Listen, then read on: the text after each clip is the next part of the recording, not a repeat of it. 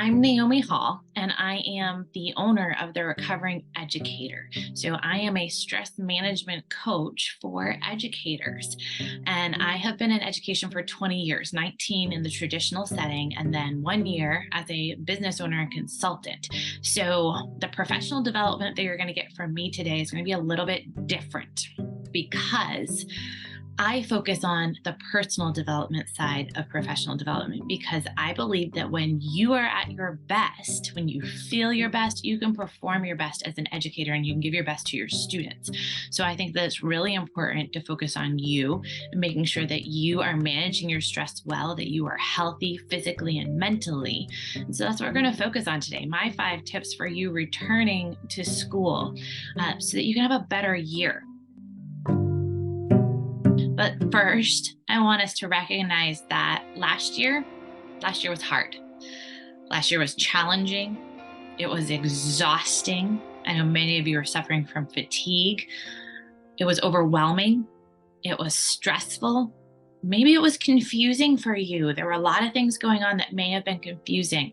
It was isolating. It was unhealthy. You may have some other words to describe last year, but I just want to acknowledge that last year was really, really hard. But let's make this year different. Let's step into this new school year from a place of strength, health, and wholeness. Your job is hard.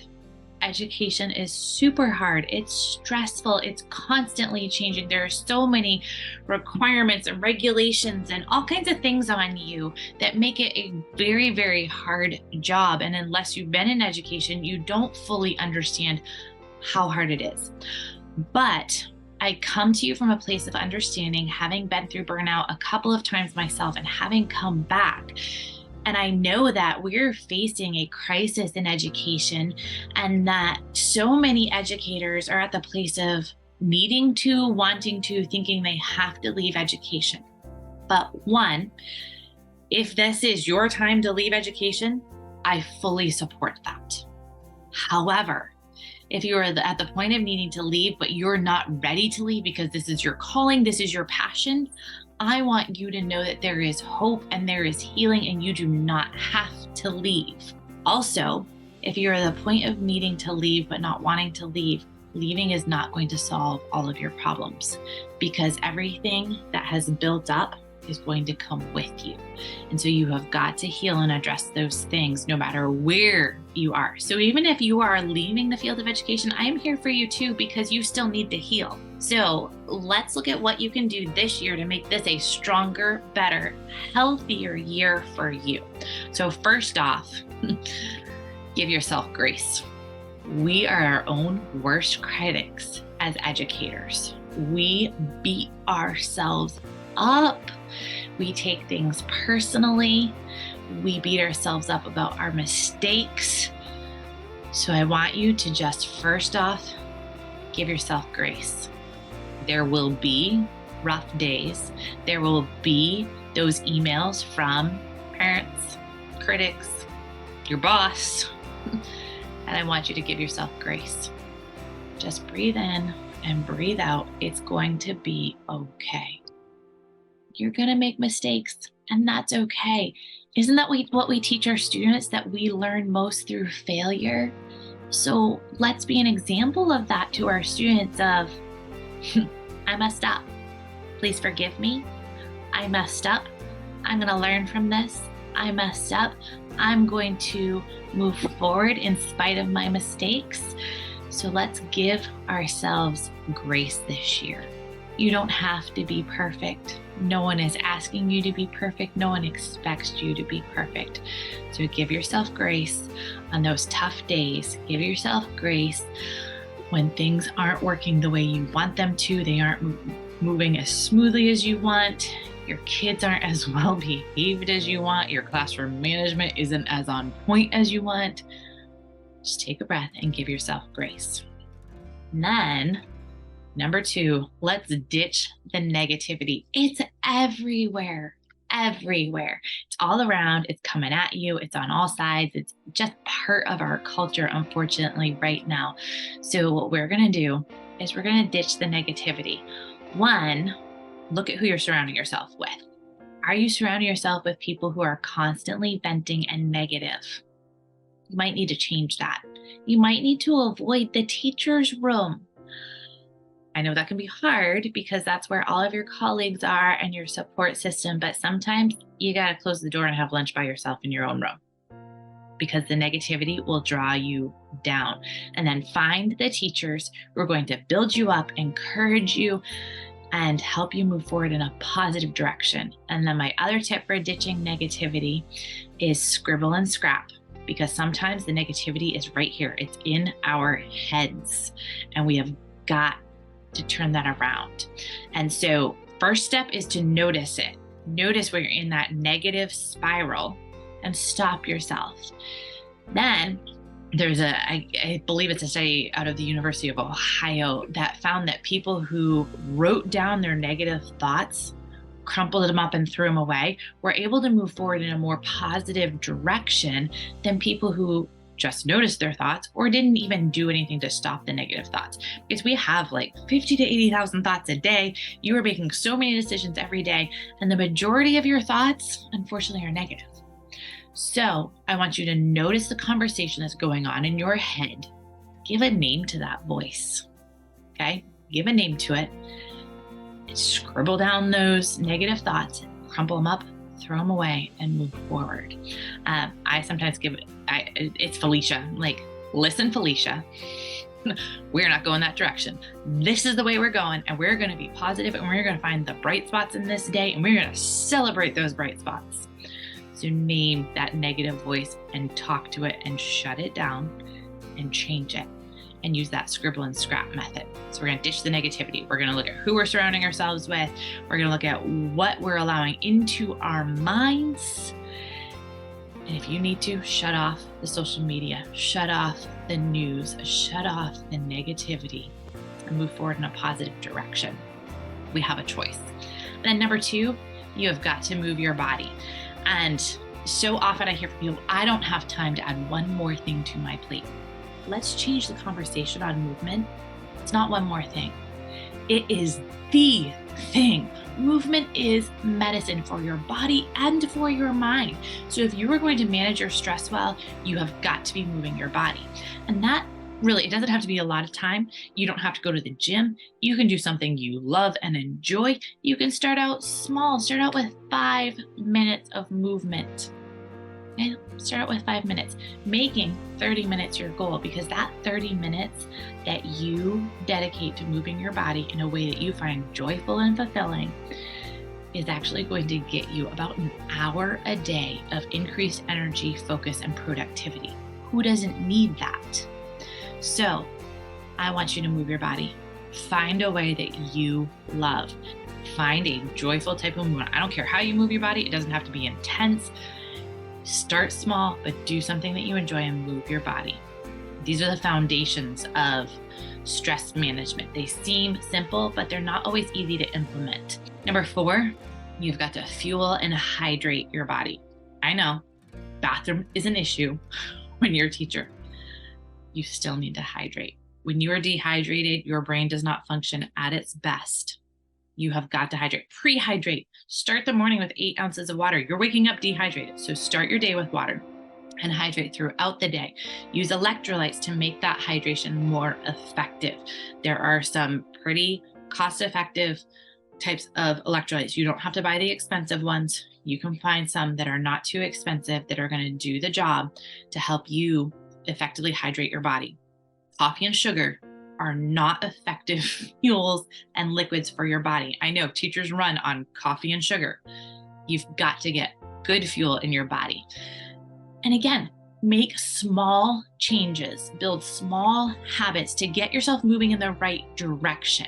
You don't have to do massive overhauls, okay? That's when you fail. So start with that 8 ounces of water first thing in the morning. Fuel, make sure that you're getting protein and veggies into your body. Like, make those your first changes. Am I getting protein? There are easy ways to get protein in your lunch, at work. I know that you are eating while you're planning, prepping, copying, meeting with students, teaching. Like, you don't get to sit down to eat. Baby carrots, easy vegetable to like pack eat on the run, have in your lunch bag, keep in the fridge at work. Yogurt, easy protein to carry with you, portable in its own container. Cheese sticks, easy to carry, move around. Like, it doesn't have to be complicated when it comes to fueling and hydration. Keep it simple, okay? Plan ahead. Let's plan, let's prep, let's make it easy. Find foods that you enjoy and like that fuel your body, but you've got to make sure that you're getting protein in there. You've got to make sure that you've got good, healthy carbs in there, fiber-filled carbs. Look for whole wheat, whole grain types of foods, types of carbs. Look for less processed. Okay, so swap out, make a swap for, instead of having a muffin for breakfast, have oatmeal and yogurt. Okay, you're getting carbs and protein. Hydration, instead of a coffee, well, even instead of a sugared coffee at Starbucks, Dunks, Aroma Joe's, wherever you go, make coffee at home. Okay, you're gonna cut out some of those sugars there. The sugar is gonna cause you to spike and crash and spike and crash, and you know those crashes. Protein is going to help level you out, level your blood sugar. So I want you to focus on simple, whole nutrition, good hydration. These are going to keep you level and balanced so you're not having those crashes. They're going to help you think more clearly and perform better. It's so important that you start fueling your body. I'm not talking about dieting. I'm not talking about deprivation. I am just talking about fueling and hydration. And then this, I called movement a super habit. This is your superstar, your absolute superstar when it comes to stress management, recovery, performance. You have got to sleep. And I know, like, I don't have time. I can't. I have to do this, and this. I can't get to bed earlier. I can't. Okay, let's change the conversation. Number 2 was ditch the negativity, change the conversation. How can you get more sleep? Because when you get more sleep, you're going to be more effective. You're going to have more clarity. You're going to have more energy. You're going to perform better. You're going to think more clearly. The studies are clear on the need for sleep, 7 to 9 hours of sleep. So, are you setting yourself up for good sleep with a good nighttime routine? Does your nighttime routine set you up for the morning so that when you wake up, you're not anxious, stressed, and feeling all of that stress and anxiety first thing in the morning? Nighttime routine, 3, 2, 1. 3 hours before bed, you're done eating.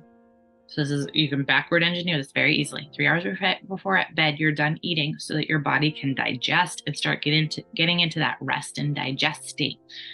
2 hours before bed, you're done working. I know that's hard, but you can make it work. And 1 hour before bed, you're done with all screens.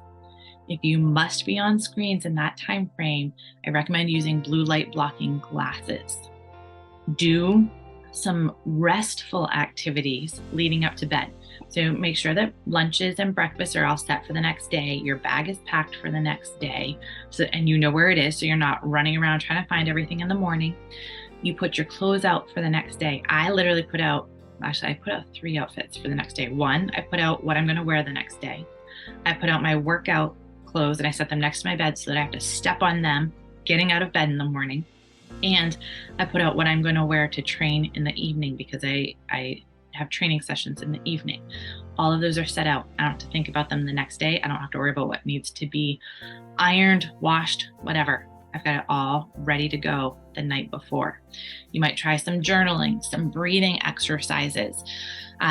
You might try some gentle yoga, stretching, a warm shower or a cold shower. Depends on the person. Some people find a cold shower relaxing and calms them for sleep. And there's been some studies that show that it can benefit you for sleep because of you want your body temperature to start coming down.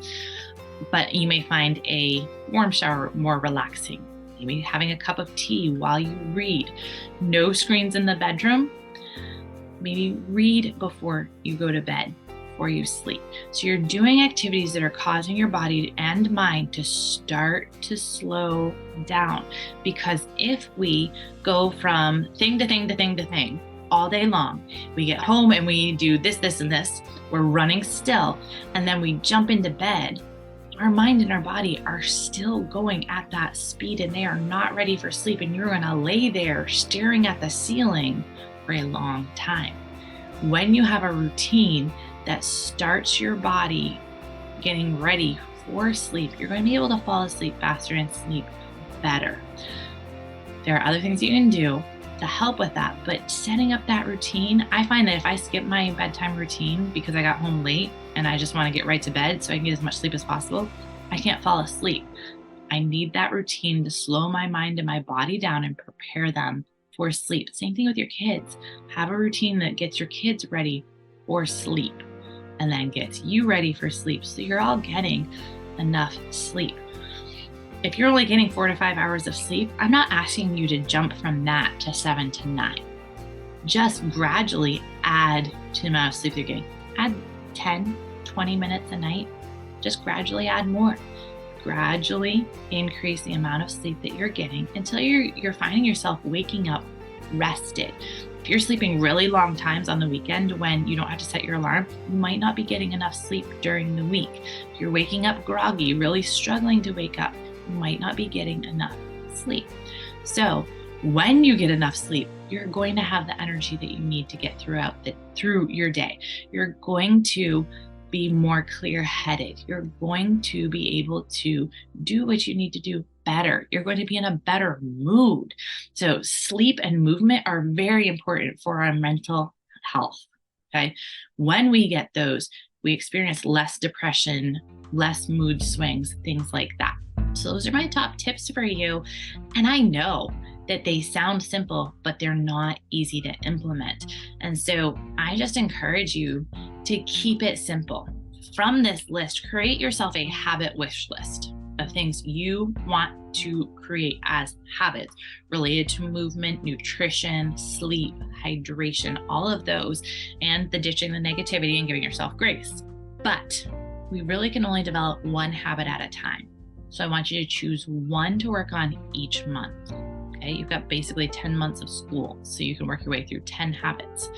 And then create your own 30-day challenges. For the month of September, give yourself a 30-day challenge, one of those habits that you want to work on. And if you want to start working out 30 minutes a day and you're not working out at all, start small. Start with 5 minutes a day and work up to 10, work up to 20, work up to 30. Maybe September is 30 days of movement. Maybe October is 30 days of getting your full hydration every day. Create your own 30-day challenges and grab a friend and get them to do it with you. Grab that support system. And if you need more help with it, that's what I'm here for. That's what I do in my business. You can reach me at therecoveringeducator@gmail.com. I'm also on Facebook and Instagram as The Recovering Educator. And this is what I do. I help educators develop these habits that are the foundation of their stress management.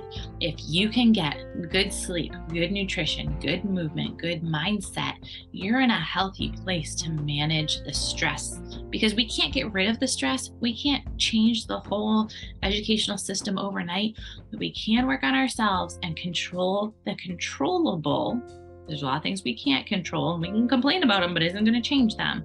So we can control the controllable so that we're in a better place to face the stress and the challenges that come at us in the world of education.